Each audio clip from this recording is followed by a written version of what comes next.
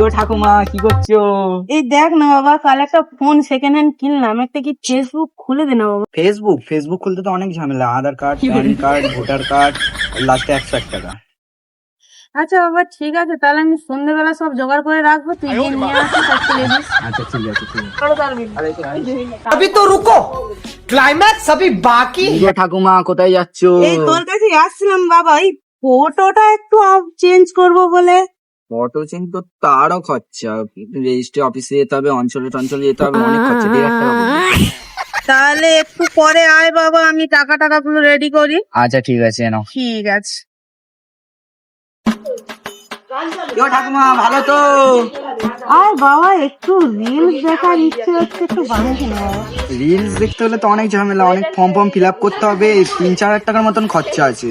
আচ্ছা ঠিক আছে বাবা, তাহলে কাল অফিসে যাওয়ার সময় আমার বাড়ি থেকে একবার ঘুরে যাস তুই। ঠিক আছে।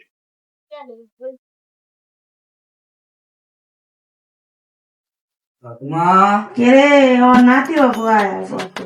এই পয়সাটা নিতে এলাম, দেরি হয়ে গেছে, দিন তাড়াতাড়ি অফিসে যেতে হবে। আচ্ছা ঠিক আছে, আয় বাবা।